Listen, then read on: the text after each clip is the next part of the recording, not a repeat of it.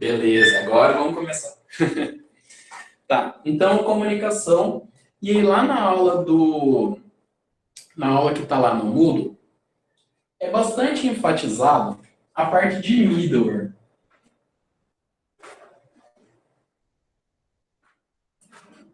né? É dado bastante foco ali nessa parte de middleware. E não está errado, tá? Não está errado.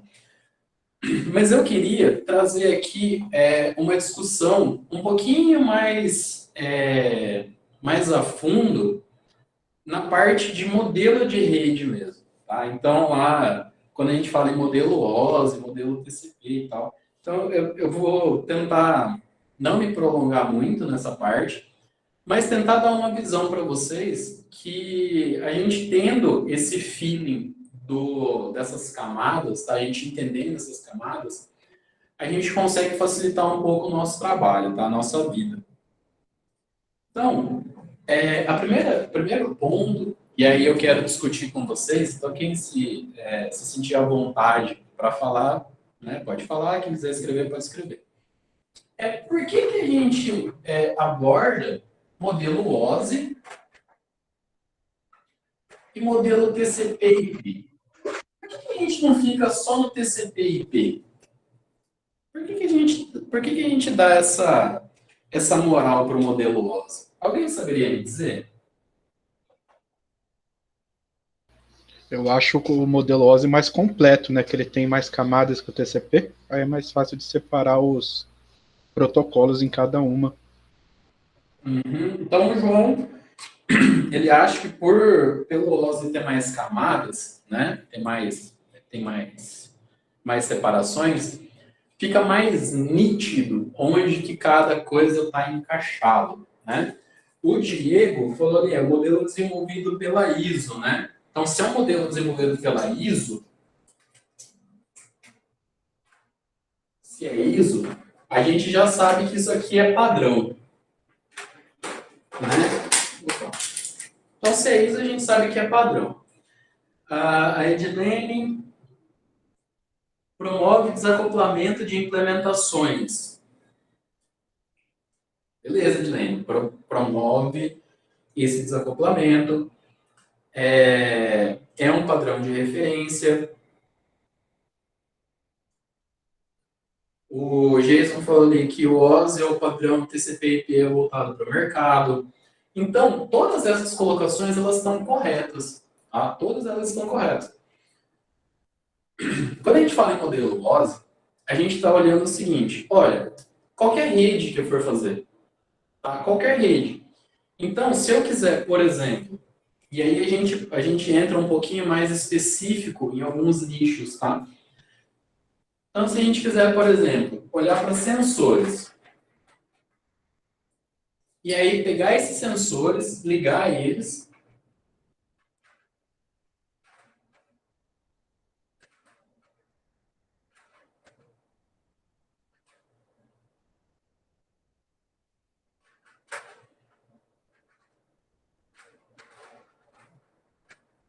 tá? Ligar esses sensores.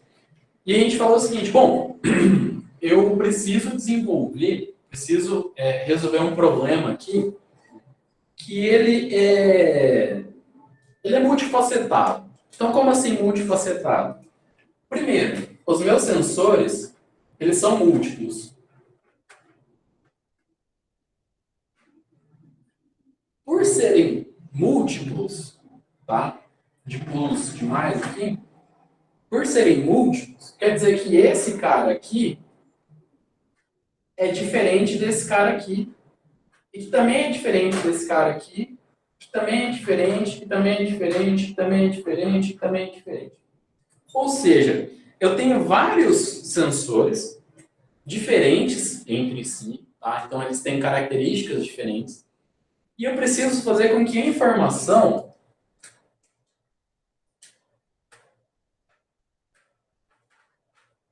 saia de um nó qualquer aqui e venha para um nó qualquer aqui. O que eu preciso fazer para isso? Tipo, o que eu tenho que fazer? Como que eu resolvo isso?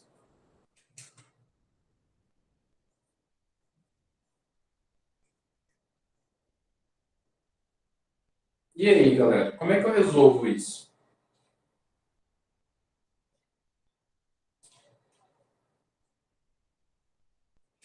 Padronizando, falou o Geis. Padroniza uma comunicação para todos, falou o Wagner. Interfaces padronizadas, falou o outro Wagner. Se parecer mais um Wagner, dá para pedir música, hein?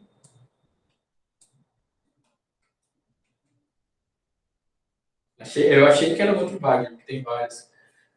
Tá, então, a linha aqui é padronização, né? A gente cria padrão. Só que a primeira coisa que a gente precisa olhar desse cara aqui é o enlace. A primeira coisa que a gente vai olhar é o enlace. Por que a gente vai olhar o enlace?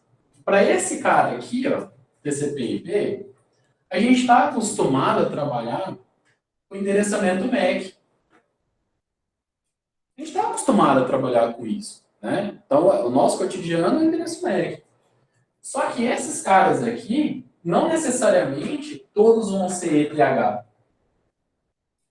Pode ter Zigbee ali no meio. Pode ter infravermelho ali no meio.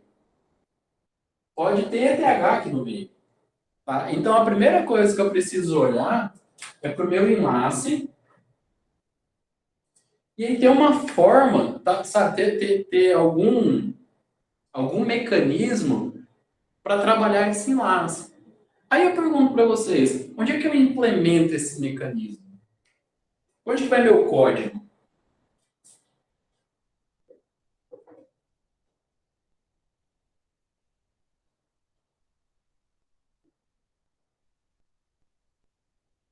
Ou reformulando a pergunta, onde que vai a solução? Se eu tiver que codificar, eu tenho que pegar um espaço de código e codificar o quê? Essa padronização aqui. Como é que eu faço isso? Isso! O João falou ali, ó. Eu tenho que ir no firmware. E aí, desse firmware, eu tenho que desenvolver a minha solução. E esse firmware aqui, com a minha solução, que eu vou chamar aqui de A, ela vai ter que ser replicada aqui, A, aqui, A, aqui, A. Para que eu preciso fazer isso, né? Por que eu tenho que fazer isso? Porque senão, ó, eu tenho um cabo aqui, eu ligo um cabo aqui. Mas e aí? Tipo, vai conversar como? Esse cara aqui faz escrita de bits da esquerda para a direita, tá? E tem uma representação de 8 bits. Esse cara aqui faz a escrita da direita para a esquerda e tem uma representação em 16 bits. Como é que eu faço o stuffing disso? Como que eu faço o preenchimento disso? Então, não adianta eu achar que a vida está resumida em MAC. Tá? Não dá para eu achar isso. Então, eu preciso ter na minha cabeça que esse tipo de problema, ele pode aparecer, tá? E vejam, ele é o mais, é o mais base, o mais fundamental da minha aplicação inteira. Por que ele é o mais base, mais fundamental da minha aplicação inteira? Se eu não tiver ligação aqui, se esses dispositivos não conversarem entre si, não tem sistema final. Eu tenho um cliente aqui, eu tenho um servidor aqui, mas eu não consigo fazer com que essa informação saia de um lugar para outro. Eu não consigo nem fazer esses caras conectarem. Tá? Então, para isso, eu tenho o modelo OSI. Ele fala para mim o seguinte, olha, amigão, quando a gente está falando em enlace, a gente tem que ter lá camada LLC, que é a camada de link de dados. A gente tem que ter a camada MAC, que é o acesso ao meio. Então, veja, MAC aqui é acesso ao meio. MAC aqui é endereço. São diferentes, né? São coisas diferentes, tá? Aí, beleza, eu resolvi o meu problema. Eu criei o meu padrão. Aí, esses caras agora estão todos conectados.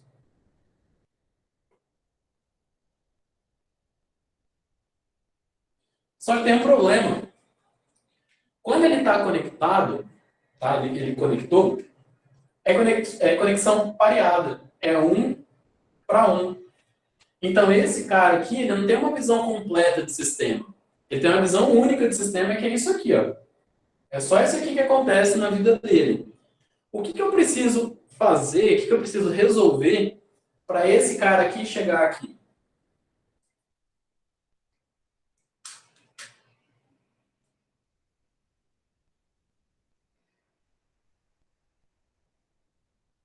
Roteamento, falou o Geiso. Legal, roteamento, Geiso. É isso mesmo. Então, eu preciso fazer esses cabos aqui, que eles roteiem, né? Preciso colocar a rota aqui, roteamento. Quando eu estou olhando para o TCP/IP, isso aqui acontece via IP, fazendo o quê? Ó, eu tenho um IP aqui qualquer, de 32 bits, e aí eu tenho que fazer, por aproximação, com que, se esse cara aqui é semelhante a esse, então vem para cá. Se esse cara é semelhante a esse, isso aqui, então vai para lá. Se esse cara é semelhante a esse, vai para lá. Só que veja que a gente está trabalhando com espaço de 32 bits. Será que eu consigo fazer a mesma coisa aqui? E o pior, né? Ou melhor, não sei. Será que nesse modelo aqui eu consigo colocar um RIP ou um OSPF? O que vocês acham?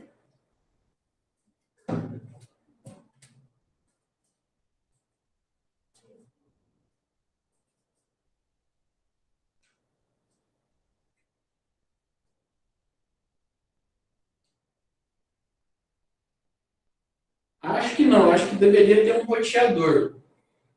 Falou o João. Mas, João, quando a gente fala em roteador, não tem roteador de primeira geração? Roteador de primeira geração é o PC. Ou seja, ele tem uma placa de rede de entrada, ele tem subsistema de memória, processamento, dados, né, lá, parte de arquivo, e ele tem uma placa de rede de saída. Todo computador com duas placas de rede, a gente consegue rotear por ele, né? A gente consegue entrar numa rede e sair para outra. Então, aqui, a gente consegue fazer isso. A gente consegue rotear sem necessariamente, né, sem a obrigatoriedade, melhor assim dizendo, de um roteador, tá? A gente consegue passar informação ali. Alguém chuta como que a gente pode fazer isso?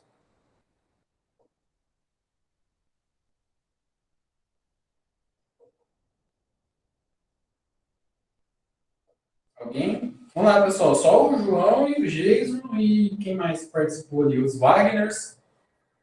Pode chutar, pessoal. Não tem crise, não. IPs válidos para todos os PCs da rede. Tá, mas aqui, Wagner, camada de dados, falou o Diego. Carlos falou tabela de endereçamentos. Ó, se a gente pegar, por exemplo, uma ideia de circuito virtual, o SPF pode dar hierarquia, né? Mas antes disso, Anderson, eu preciso definir o que é, né, o meu endereçamento. Ou seja, eu preciso definir o que eu uso aqui como informação para diferenciar esse desse. Essa informação, ela pode ser uma ID, ela pode ser um IP, talvez menor, tá? Ela pode ser, aí fica tudo, na verdade é tudo na mesma linha de ID, tá, gente? É só a forma como você vai mudar essa ID aqui. Mas você precisa ter algum formato aqui, tá? E aí olhar para esse cara, uma solução, por exemplo, seria o seguinte: para cada nó aqui,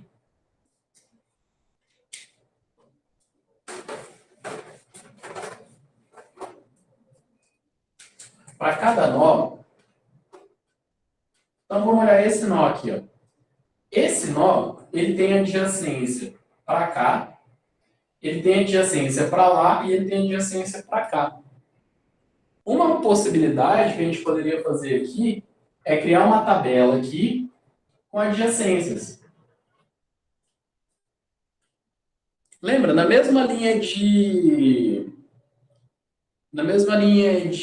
circuito virtual, na mesma linha de algoritmo de Bellman, tá? P2P, talvez, tá? Quando a gente fala em mapeamento. Então, ó, eu tenho uma tabela de adjacência. O que essa tabela de adjacência vai falar para mim? Ela vai falar, ó,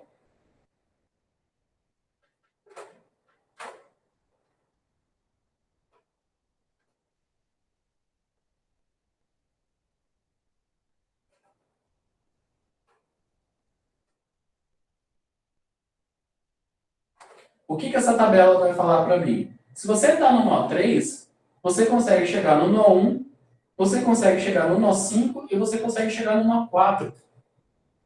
Partindo de uma tabela dessa, por exemplo, eu consigo colocar aqui Dijkstra. Consigo colocar Floyd. Consigo colocar Bellman. Consigo colocar qualquer algoritmo de grafo aqui para resolver o problema do quê? Ó, dado um ponto de origem, toma um ponto de destino. Eu consigo fazer isso. E vejam, por mais que eu usei algoritmos que são da teoria desse cara aqui, da camada de rede lá que a gente usa no cotidiano, a gente está usando qualquer coisa como endereço. Tá? Por que a gente está fazendo isso? Porque lá no modelo de rede do OSI, ele fala que esse modelo ele tem que ligar o host. Tem que conectar esse host, mas ele não fala como. Tá? Então, a gente pode fazer isso aqui. Aí a gente sobe mais uma camada, que é o quê? A parte de transporte.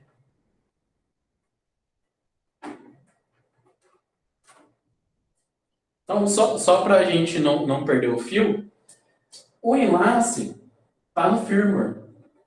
A rede também está no firmware. Tá? Lá no firmware, os dois.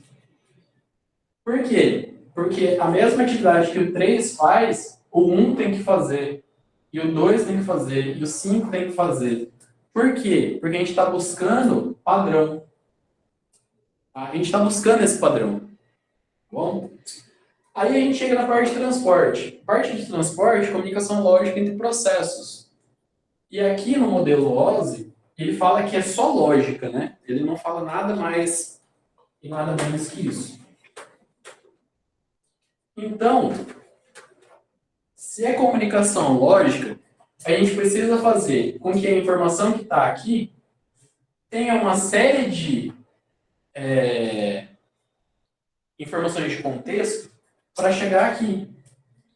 Não necessariamente a gente precisa usar TCP.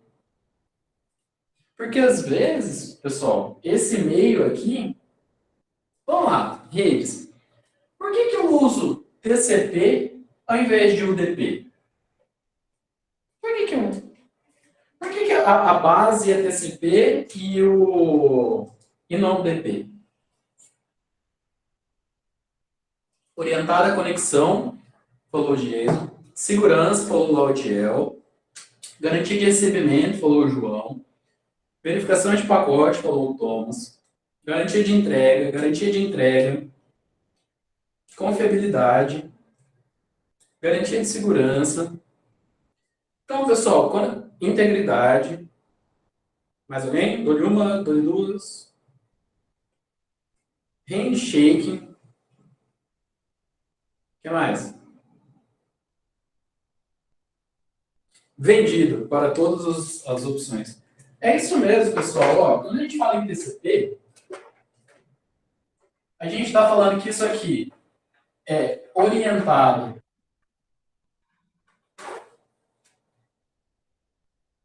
à conexão.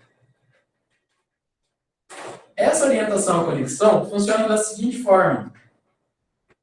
O cara manda lá um TCP sim. O cara manda aqui um ACK sim. Esse cara aqui manda um ACK. E esse cara aqui manda um ACK do ACK. Isso aqui é o que alguém falou ali como handshake. Ou seja, é aceitar, né, que a conexão vai acontecer. No TCP, a gente também tem o quê? A gente tem controle de fluxo. A gente tem controle de congestionamento. A gente tem confiabilidade. Quem falou segurança, confiabilidade está aqui, ó, tá? É um dos requisitos para segurança. Então, o TCP tem tudo isso aqui. E ele tem que ter. Por que ele tem que ter? Bom, os nossos sistemas computacionais, eles têm a seguinte característica.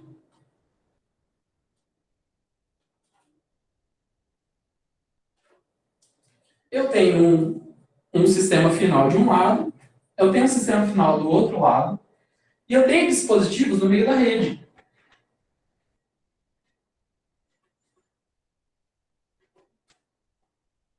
Esses dispositivos no meio da rede, eles não têm sincronização de clock entre eles. Eles têm sinalização, eles recebem aqui uma sinalização da camada de enlace. Né? Ele tem uma sinalização lá que fala, ó, a ordem de leitura de bit é essa aqui. E aí lê desse jeito aí. Mas cada um não tem uma sincronização entre eles. Então aí já começa um dos problemas. Outro problema aqui, que isso é um meio compartilhado, e esses caras, eles estão processando várias coisas, tá? Inclusive em ordem de portas lógicas, né? Porque processamento de cabeçalho, por exemplo, é feito na porta de entrada mesmo. Então você tem vários elementos aqui que corroboram para quê? Para que esse pacote bonitinho aqui que foi gerado com TCP, ele seja corrompido, por exemplo.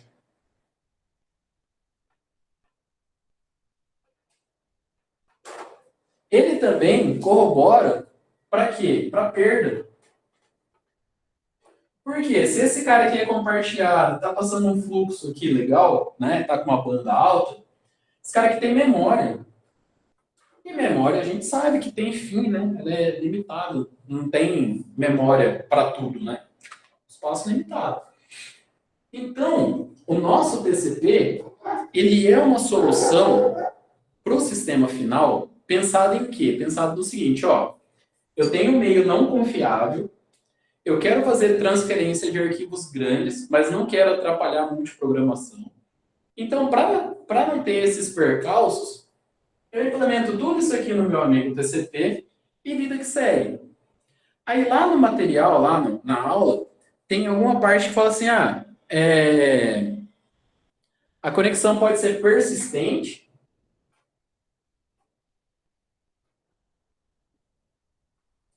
e pode ser transiente.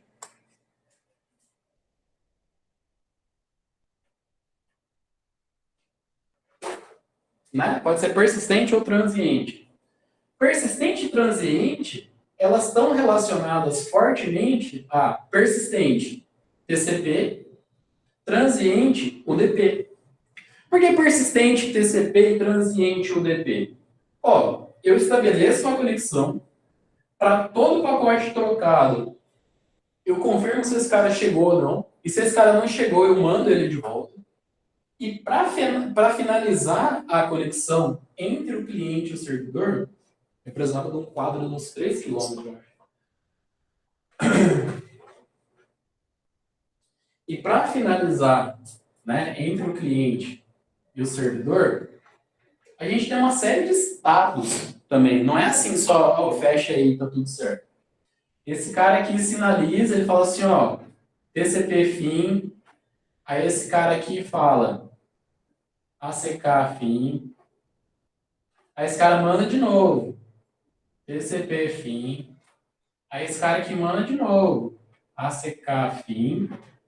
E aí esse maluco aqui entra em estado de espera. Ou seja, ele também não desliga assim, tipo, puf, desliguei. Se vocês não confiam em mim, vocês podem testar isso. Pega um cliente em C, tá? E um servidor em C, sobe os dois, associa uma porta para eles, finaliza, não faz nada, só sobe ele, põe ele para executar, fecha e tenta associar a mesma porta que está neles. Não associa. Por quê? Porque está em estado de espera. Ou seja, o cara ele é teimoso, ele fica lá, até garantir que tudo foi trocado. Quando a gente fala em transiente, a gente está falando o seguinte, ó, manda. Chegar, chegou. Não chegar, não chegou. Se faltar informação, faltou. Se não tiver online, não tá. Enfim, vai mandar a hora que tiver que mandar e pronto, acabou.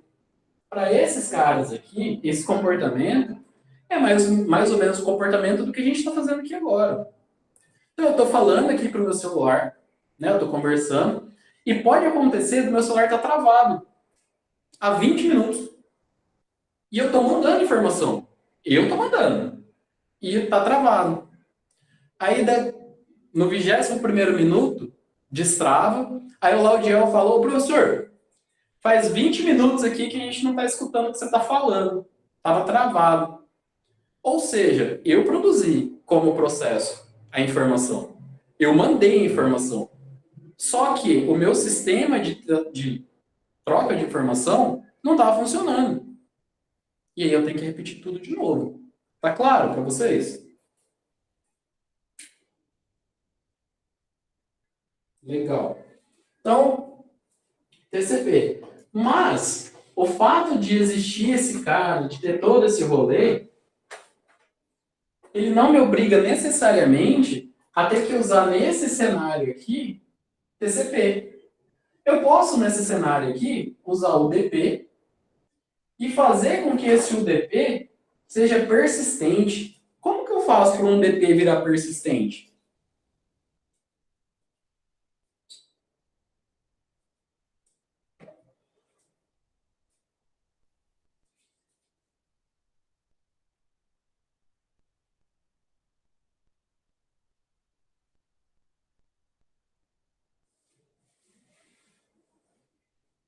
Datagrama, falou Laudiel.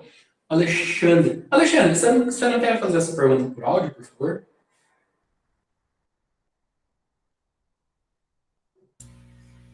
Ô, professor, boa noite.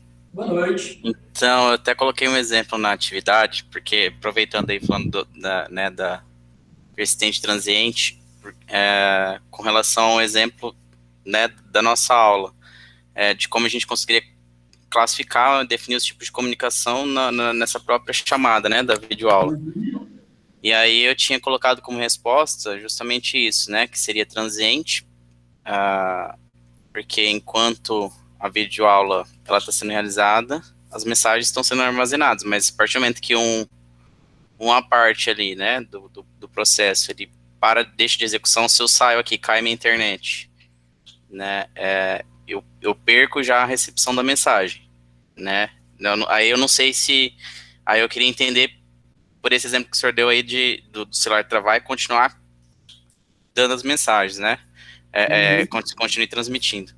E eu classifiquei também como assíncrona, né, porque não tem um bloqueio ali, e também a granularidade por fluxo de mensagens, porque enquanto eu estou enviando, enquanto o senhor está mandando o vídeo, está mandando a voz também, a gente está mandando mensagem de texto, então tem um fluxo de mensagem, vários processos se complementando aí em paralelo. Então, a minha pergunta era se seria correto realmente, porque eu coloquei na atividade, mas eu fiquei na dúvida se seria correto afirmar que seria transiente assíncrono por fluxo, e se não contrasta isso com esse exemplo que o senhor deu aí, do celular travar, mas por mais que travou, ele continua em execução, né?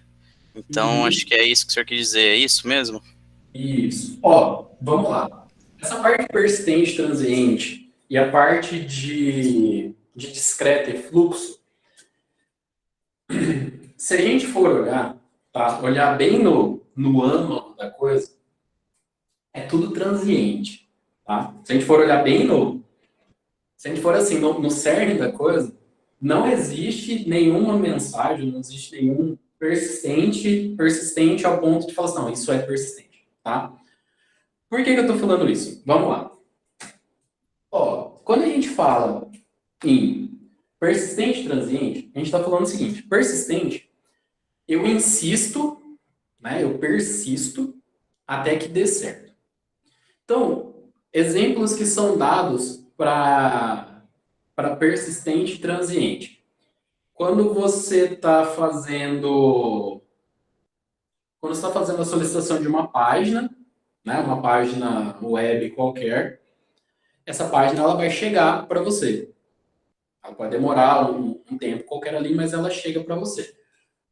A gente fala que isso é persistente, né? Porque ela está regida por uma conexão TCP e essa conexão TCP ela garante essa persistência, porque é orientada à conexão e a gente sabe a priori quais pacotes estão chegando, né? Como que eles estão chegando, o que está faltando e como recuperar isso. Tá? Então, a princípio é isso. Só que, se a gente olhar, isso a gente vai ver na aula um pouquinho mais para frente, nas outras aulas. Se não for na próxima, não. Se a gente pensar na seguinte questão, ó, eu tenho cliente aqui, eu tenho servidor aqui, aí o cara pediu uma página, deu um get lá qualquer, aí esse cara aqui começou a mandar a página.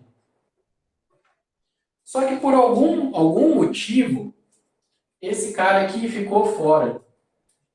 Queda de energia. A tia da limpeza foi lá e puxou o cabo da rede. Deu um vendaval lá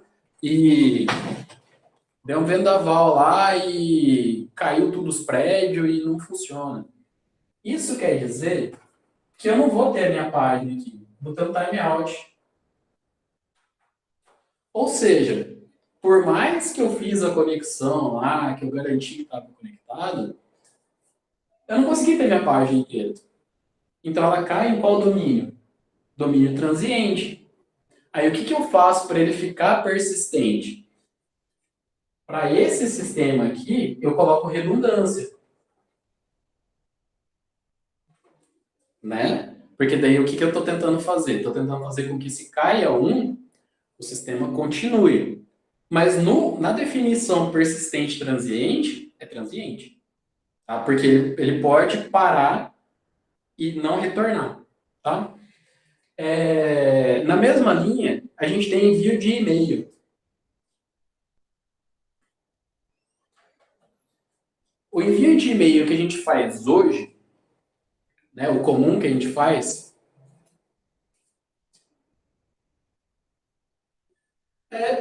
também, Anderson. É porque o UDP, ele só envia, né? Então, assim, até essa questão de discreto e fluxo, né? Então, quando a gente olha a informação passando na rede, toda informação é discreta. Toda informação é discreta, tá? Por que ela é discreta? Quem transforma a informação em discreta é a camada de transporte. Só que quando a gente olha a forma, né, as formas como são feitas essas trocas, o que acontece? Peraí.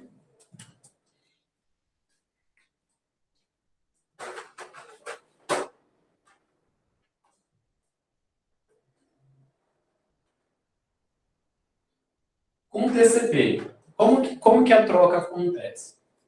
Manda-se uma janela de pacote 1, pacote 2, pacote 3, pacote 4. E aí, chegando esses caras aqui, a gente tem o quê? ACK de 1, ACK de 2, ACK de 4. Né? É assim o funcionamento lá do TCP. Quando a gente fala em UDP,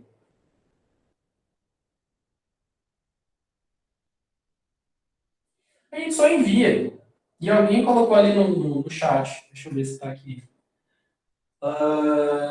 Implementa via software, fazer as verificações de ODP. Quando a gente usa o DP, aqui, a gente só manda. Como se fosse, de fato, um fluxo. Só que o que a gente está mandando aqui são pacotes de tamanho discreto. Por que o TCP/IP sempre vai mandar pacote de tamanho discreto? Porque quem define o tamanho é a camada de enlace. É o enlace por onde sai da nossa máquina e por onde entra que define o tamanho do pacote. Tá? Então, a ideia, tá? A visão macro da coisa é que você tem discreto quando você sabe que tem informação aqui que está faltando, você sabe o que está faltando, qual é o bloco que está faltando, e você repõe esse bloco. Quem repõe esse bloco? SO. Tá? Quando eu estou mandando fluxos, ou seja, quando eu estou mandando vários pacotes ao mesmo tempo, sem confirmação, eu não sei a priori qual pacote perdeu. Porque ninguém está me falando qual pacote perdeu. Então, eu não consigo pensar aqui num quadro, por exemplo. Sei lá, tipo, ó, tá faltando 2, tá faltando 4. Porque são informações de contexto. É igual essa videoconferência. Se travar, se cortar, se acontecer qualquer coisa e vocês não entenderem, a primeira reação de vocês vai ser o seguinte: professor, travou. Veja, o Android aqui, o Google Meet não fez nada. Ele não fez nada, ele não me notificou, por exemplo. Quem notificou? O Alexandre me notificou. Ele falou assim: professor, travou. Ó, não te ouvi. Então, eu não sei quais quadros eu perdi. Eu sei que eu perdi. Tá? Então, essas questões, Alexandre, que você perguntou, a gente pode classificar assim, sabe? Tipo, ó, se for um fluxo contínuo de informação, é por fluxo. Se for uma quantidade de informação que eu sei qual informação está faltando, discreta. Se está conectado e eu consigo fazer a troca até o final, persistente. Se não está conectado e eu faço o envio de qualquer jeito, transiente. Síncrono e assíncrono, né?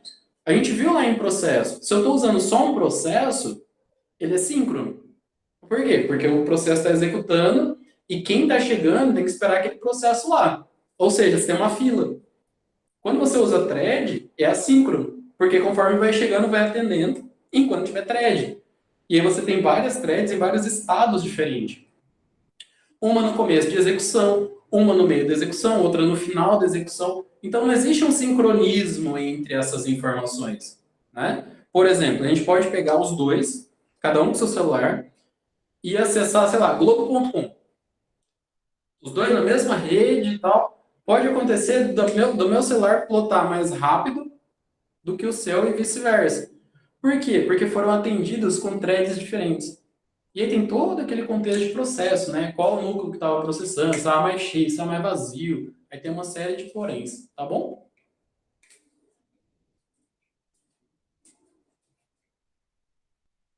Beleza.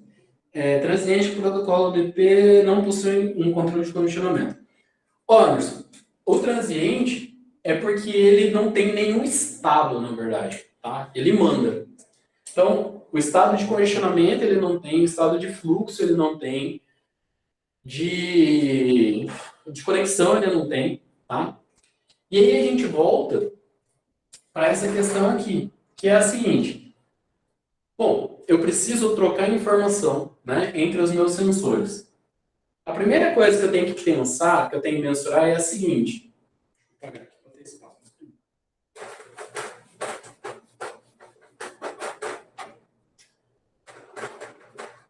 Tamanho da informação em relação a enlace. Por que em relação ao enlace? Quem controla a lógica de processo é a camada de transporte. Só que, se a gente quiser fazer um sistema, nesse caso aqui, a gente não precisa muito pensar em multiprogramação, tá? Então, a gente poderia fazer por fluxo de dados, ou seja, sei lá, o enlace aqui é de 4K, 4 KB. E eu tenho uma informação aqui para enviar de, sei lá, 100 KB. A gente ocupa aqui e vai mandando. E vai mandando, vai mandando, vai mandando, até passar os 100 KB. Sem necessariamente ter que quebrar ele em porções de 4. Tá? Como é feito no TCP/IP aqui. Por que a gente pode fazer isso? Primeiro, meu sistema é multiprogramado? Como é sensor, provavelmente não. Provavelmente ele faz uma função só. Só que aí eu posso pensar o quê? Bom, se eu estou mandando um fluxo, aqui, se eu estou mandando, né, a cadeia de 100K direto, quando esse cara aqui precisar rotear informação daqui para cá, isso é um problema. Por que é um problema? Porque esse cara aqui, ele vai estar no mesmo regime lá de utilização do TCP/IP, que é L sobre R. Ou seja, tamanho da informação sobre capacidade do enlace. Tá? Então vai estar no mesmo regime aqui, ó. Vai estar uma relação de 100 dividido por 4 lá, que daria a proporção, com essa velocidade aqui. Só que, para esse cara aqui rotear para cá, esse canal tem que estar livre. Por que o canal tem que estar livre? Região crítica. Eu tenho uma senoide passando um vetor para lá, e eu quero passar uma outra senoide também com orientação para lá. Isso aqui gera interferência uma na outra. CSMA/CD. Aqui. Tá? Então, se eu estou pensando no meu sistema como um todo, a forma como eu vou dar a lógica do meu processo, ele pode atrapalhar a forma como a informação está passando dentro da minha rede. Tá claro?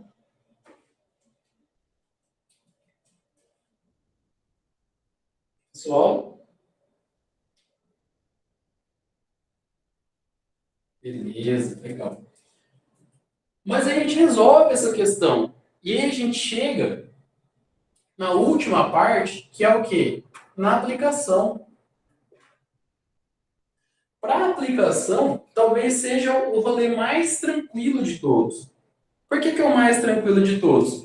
Olha, na aplicação, o que eu preciso fazer?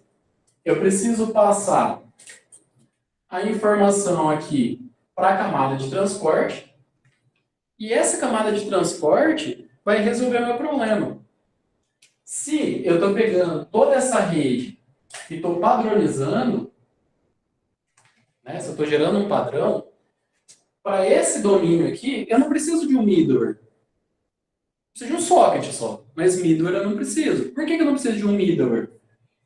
Porque a camada de transporte desses caras foi padronizada. Eu escrevi um firmware para ele. A camada de rede desse cara foi padronizada. A camada de enlace foi padronizada. E agora, nessa aplicação aqui, a gente só precisa acertar qual que é a troca de mensagem. Usando lá uma solicitação-resposta do tipo HTTP, usando solicitação em 2 vias, como... Fugiu o nome. Jesus. Como... Cara... FTP. Então, você tem dois canais de comunicação para fazer uma para fazer a gerência, para fazer o download. Você pode usar protocolo do tipo interativo, POP, IMAP. Então, aqui é o mais safe de todos, tipo, é o mais tranquilo de todos. E onde eu queria chegar com tudo isso? Que por mais que a gente queira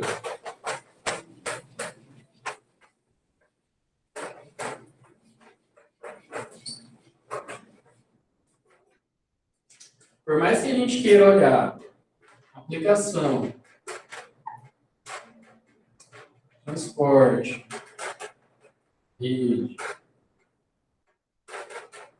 Por mais que a gente queira olhar isso aqui só e gerar um middleware aqui,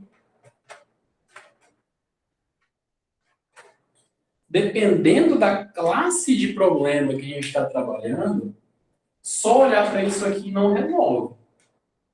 Tá? Só olhar para isso aí não ganha jogo. Tudo bem?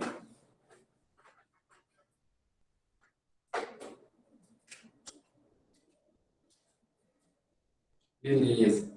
Aí, para a gente fechar aqui nessa parte de middleware. Aqui a gente tem várias considerações, tá, pessoal, a respeito. Uma, só para a gente pensar, é a seguinte. Quem dos presentes já implementou um socket na vida? Cliente-servidor.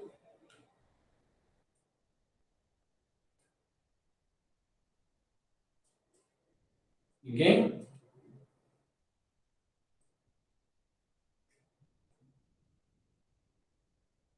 Só para brincar, falou ali o João. Mas você já implementou, né? Você já fez lá o Olá Mundo, por exemplo. Tem um servidor sendo cliente, né? Quem mais, pessoal? Sim, a Thalita já. Normalmente quem faz a disciplina de redes teve algum contato com o socket, né? A gente tem esse contato aí, não tem? Tem, né? Se na faculdade, disciplina de SD. Deveria ter sido na disciplina de redes. Mas SD também serve, não tem problema. Então, ó, o que acontece? Quando a gente está fazendo um socket,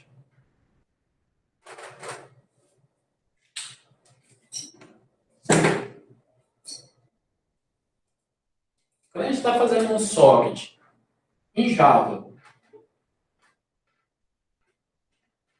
Python, Go, essas linguagens de alto nível, a gente não precisa se preocupar com uma série de coisas. Por exemplo, é o Windows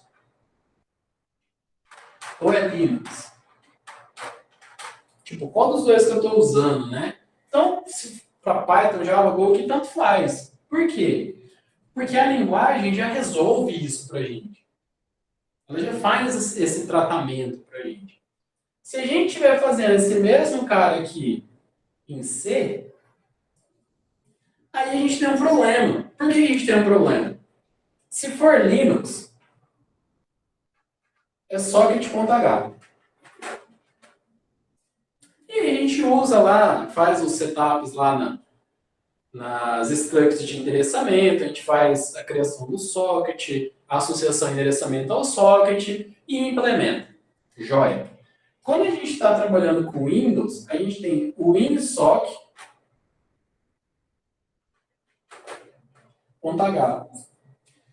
que é mais ou menos parecido com o socket. Só que ele tem algumas outras primitivas aqui que são diferentes, tá, do socket. Ou seja, tem algumas flags que a gente precisa usar lá e tal. E aí o que acontece? Se eu pego uma aplicação, tá? Pego uma aplicação legada, um sistema legado, e eu falo o seguinte, ó, na minha máquina 1 roda Linux. Na minha máquina 2 roda Windows. O meu sistema é em C. Ou Clipper. Enfim. E eu quero o seguinte, pô, eu quero conversar o sistema da máquina 1 com o sistema da máquina 2. Vejam que esse problema do WinSocket ou do socket, ele não é um problema da aplicação. Ele é um problema da camada de transporte. E essa camada de transporte, ela está onde? No SO. Então não dá para eu simplesmente ir lá, no Linux até dá, né? Mas não dá para eu ir lá no meu Windows, por exemplo, e mudar o código fonte do socket lá. Não dá para fazer isso.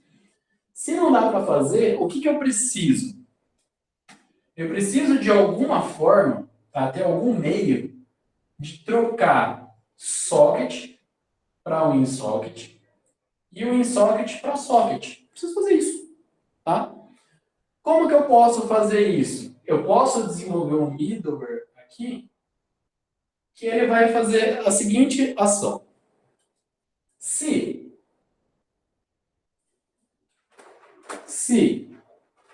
Windows, winsock.h, se Linux, socket.h.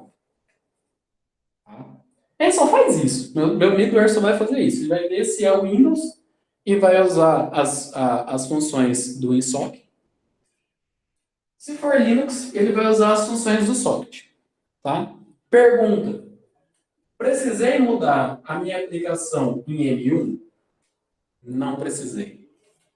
Precisei mudar a minha aplicação em M2? Não precisei. O que eu preciso aqui? Eu preciso ter um sistema auxiliar aqui, que a gente chama carinhosamente de middleware, que vai fazer o que para nós? Ele vai identificar o SO e ele vai usar parâmetros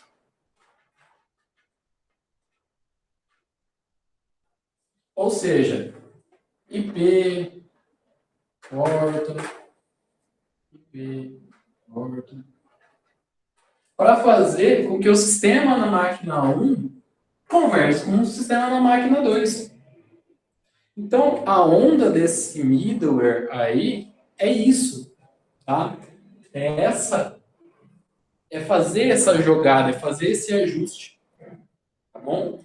Então, para isso, normalmente, a gente precisa ter um padrão, tá? Por que a gente precisa ter um padrão? Esse auxiliar aqui, em termos de engenharia de software, ele é uma caixa preta. Ou seja, eu não sei o que tem ali dentro. Por exemplo, eu não sei qual é a implementação do RPC lá dentro. Eu posso até pegar a RFC dele e olhar como é implementado, mas por curiosidade, tá? E o que eu preciso para essa caixa preta funcionar? Ó, eu preciso de uma entrada padrão e ele vai me dar uma saída em formato de string. Tá? Ah, não, eu não quero formato de string. Eu quero fazer troca de binários. Eu uso a mesma lógica na hora de definir aqui qual o sistema que eu estou usando. Case char do case int do case binário do default. Ou seja, eu só trabalho com char, inteiro ou binário, e se a informação não for nenhuma desses três, ele dá um erro. Fala assim, ó, formato indesejado.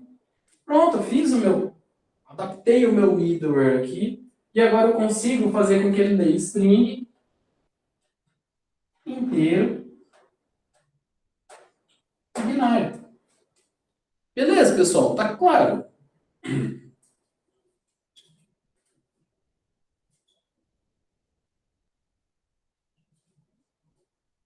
Então, a minha parte hoje, eu fecho aqui. Então, resumindo o que a gente conversou até agora, tá? Resumindo.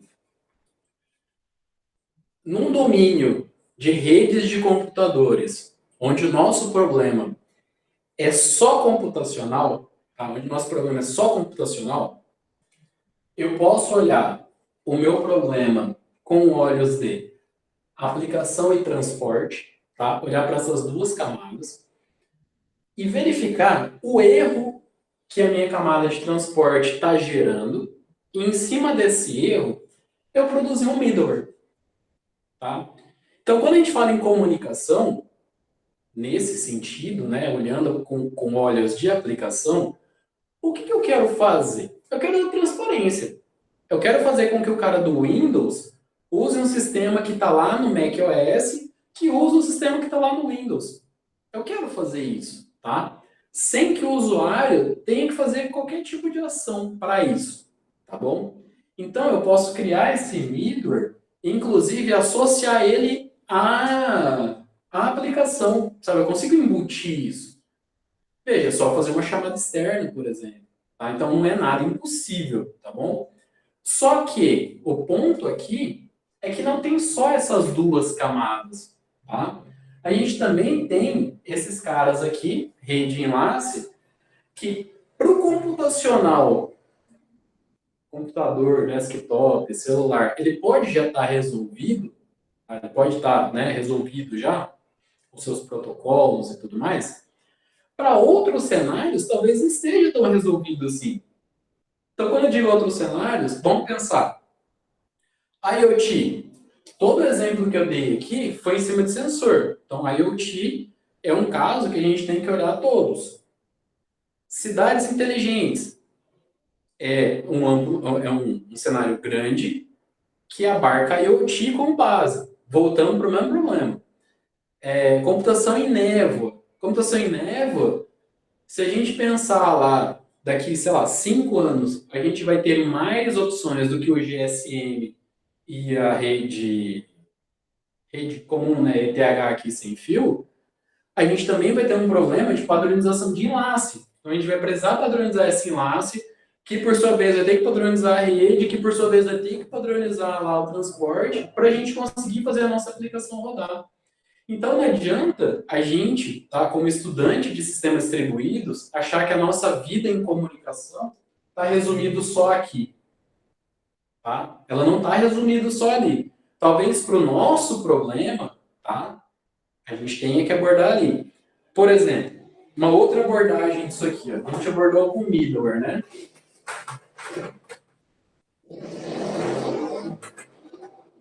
E a gente até conversou disso aqui já. Eu pego o meu mesmo sistema aqui, pego o meu sistema lá, e transformo ele em um sistema web. E esse meu sistema web, eu vou fazer uma lógica de produtor-consumidor. Então, tem meu sistema web, eu tenho um repositório aqui, e eu tenho outro sistema web aqui.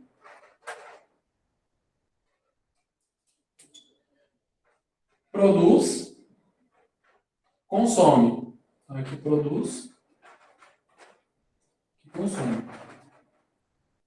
Da mesma forma que esse cara aqui pode produzir e esse cara aqui pode consumir. Vejam, eu não tenho alguém no meio. Se eu tenho alguém no meio, ele está fazendo a mesma ideia de middleware. Só que eu não estou olhando requisitos específicos lá de problemas pontuais entre linguagens ou funções ou qualquer coisa assim. Eu estou fazendo o quê? Ó, um sistema inteiro, completo aqui, ele consegue conversar com outro sistema completo baseado só em entrada e saída. Ou seja, padroniza-se o que se espera de entrada, padroniza-se o que se tem de saída, e aí esses caras conseguem trabalhar baseado no que um produz e o outro consome. Exemplo disso, Decolar.com, Trivago, Hotéis.com. Ou seja, ó, eu tenho a demanda de alguém para consumir. Você é um hotel que quer alugar o seu quarto. Então fala que você quer alugar, se deixa lá no repositório, eu vou lá e consumo isso e mostro para o meu usuário que está querendo alugar um quarto. Tá? É a mesma ideia, tá? É a mesma lógica aqui. Ou seja, a gente não precisa fazer um sistema da decolar pro IBIS de ponta por ano. Não preciso fazer isso. Preciso fazer um módulo aqui desse sistema pro Zagaia lá de bonito. Não precisa fazer isso. A gente só precisa falar o seguinte, ó. Se você fornecer um XML com o nome da acomodação, a data, o preço, não sei o que, não sei o que, eu consigo mostrar no meu site. Então, o Midor, no final das contas, ele tem essa função, tá? De criar essa padronização e facilitar a vida de quem? De quem está desse lado e de quem está desse lado, tá? Sem ter uma dependência muito forte em desenvolvimento, ou seja, você tem que ficar mudando o código toda vez que um novo sistema aparece, tá? Padroniza tudo. Palavra de ordem da noite, padronização.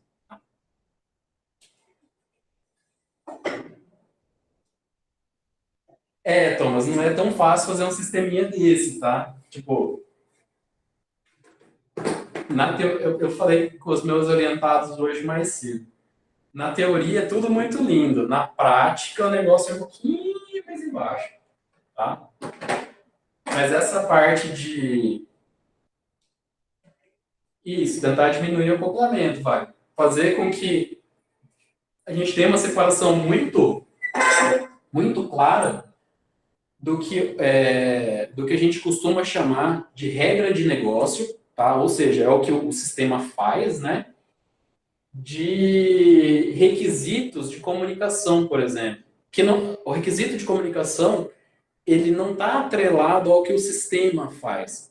O sistema precisa da comunicação para obter dado, mas o sistema em si, ele não tem muito a ver com comunicação, sabe? Por exemplo, um cálculo de imposto de renda. Cara, se você conseguir colocar no sistema as informações sem usar a rede, ele vai calcular. Agora, se você deixar a rede, né, deixar a rede disponível lá, você consegue mandar a informação muito mais fácil, né? Então, é nessa linha, tá? Pessoal, dúvidas?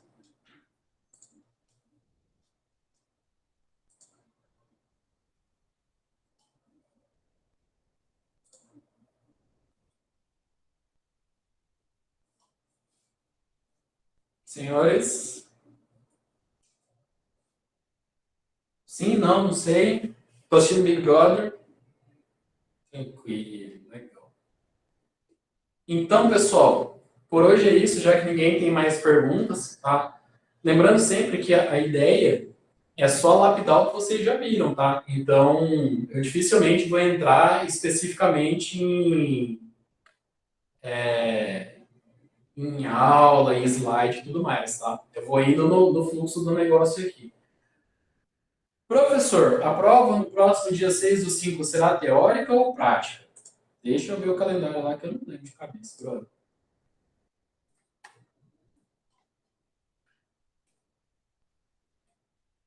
Rapidão, já vejo.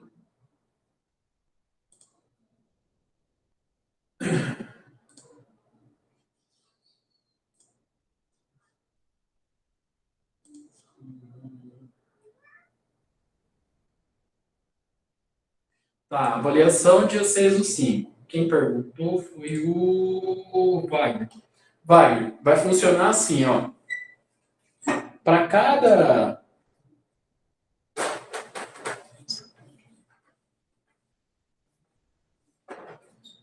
aula teórica que a gente está fazendo, então, melhor. O curso está dividido em 3 partes, tá? A primeira parte 1 aqui, é teoria. Essa teoria, eu estou fazendo com vocês assim, ó. Você tem um contato com o material, e aí no encontro, a gente troca uma ideia. Então, se você não entendeu alguma coisa lá, quer me perguntar aqui, eu vou tentar responder para você da melhor forma possível, tá? Se todo mundo entendeu a partir do que está lá, eu dou alguns exemplos, como eu fiz hoje, tá? E aí eu vou mostrando, baseado nesse exemplo, a relação com o que foi apresentado em aula, tá? Então, eu estou tentando fazer isso. Se tem dúvida, a gente trabalha nas dúvidas, que eu acho bem mais produtivo. Mas se não tiver dúvida, não tem problema. Eu trago o exemplo e a gente vai trocando ideia. Tá? Então, a primeira parte, teoria. Dessa teoria, a gente tem 3 aulas de arquitetura e 3 aulas de comunicação. Para cada aula, vocês fazem para mim 10 questões. Então, ó, aqui eu tenho pelo menos 30 questões. Tá? Aqui eu também vou ter pelo menos 30 questões. Pelo menos porque a turma tem quase 40, tá? Então tem muito mais que isso.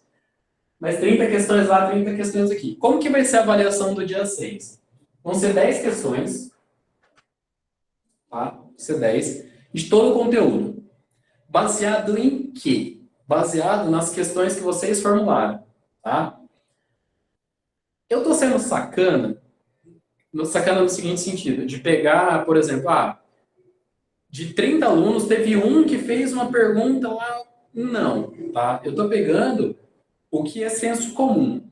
Tá? Então, eu olho assim, bom, esse aqui é conceito, a maioria dos alunos olhou esse conceito, então eu vou formular uma pergunta em cima desse conceito, tá? Então, é nessa linha, tá? Ou é verdadeiro e falso, ou é marque a correta, ou é complete a frase, tipo, é tudo, cara, questãozinha simples, simples, simples, simples, tá? Só que baseado no que vocês fizeram. Então eu pego lá, tipo, eu olho de todo mundo, aí eu tiro, sei lá, 5 questões. Aí essas 5 questões eu vou tirar, sei lá, 2, que vai estar lá na avaliação de vocês, tá? A única coisa que eu não decidi ainda é a quantidade de tentativas. Para essas tentativas, eu estou pensando seriamente em fazer 2 ou 3, tá? Ou seja, como é de X, você já vai ter a resposta na hora. Então, você vai fazer, você vai ter lá a resposta.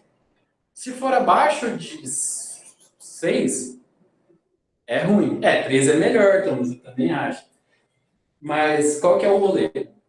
Eu não quero que ninguém vá mal, tá? Acho que o meu objetivo não é esse. Eu conversei com quem estava na primeira aula, eu conversei isso. O meu objetivo é que vocês aprendam alguma coisa. Vocês absorvam algo que seja útil para vocês no mestrado de vocês, na vida de vocês. Sim, Thalita, vai ser no AVA, tá? Então, nessa linha, eu não quero fazer nada difícil, sabe? Tipo, que você vai fazer lá e você vai se frustrar, vai, sei lá, tipo, vai tirar nota baixa, enfim, eu não quero isso, tá?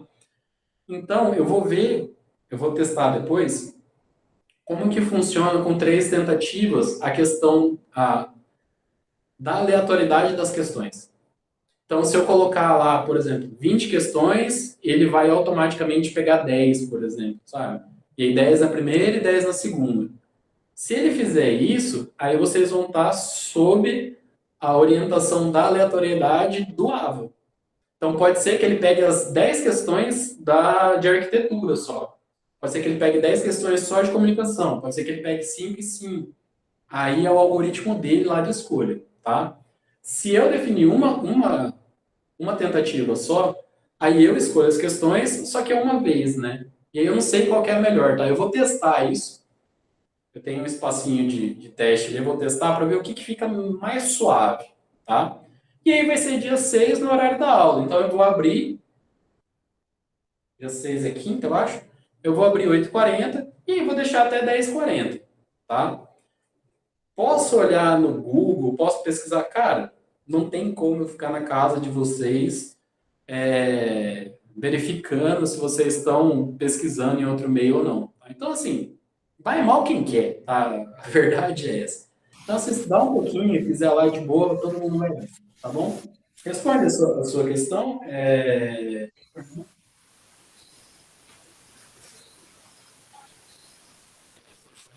Vai, responde a sua questão.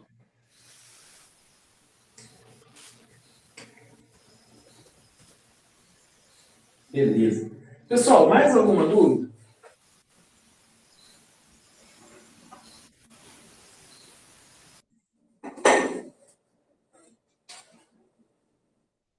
Big Brother tá acontecendo, eu tô aqui esperando, gurizada. Então, Carlos, para toda gravação que eu faço, eu já coloco no Ava, tá? Então, se vocês olharem lá no módulo um, aula 2, então esses encontros aqui que são gravados, eu subo eles no YouTube e já deixo o link lá no Ava, tá? Na aula correspondente, tá?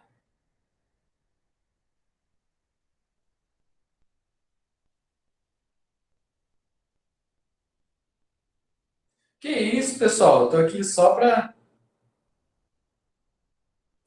Aham, tá sim, com certeza. Pessoal, então é isso. Foi um prazer conversar com vocês essa noite. Bom descanso para vocês, bom trabalho amanhã, quem tem que trabalhar cedo, tá? E quinta, ó, semana que vem tem feriado na quarta. E aí, na quinta, eu tô pensando em fazer um encontro, tá? Normal. Mas a gente pode negociar, tá? Semana que vem a gente vê isso, beleza? Legal. Valeu, pessoal. Boa noite.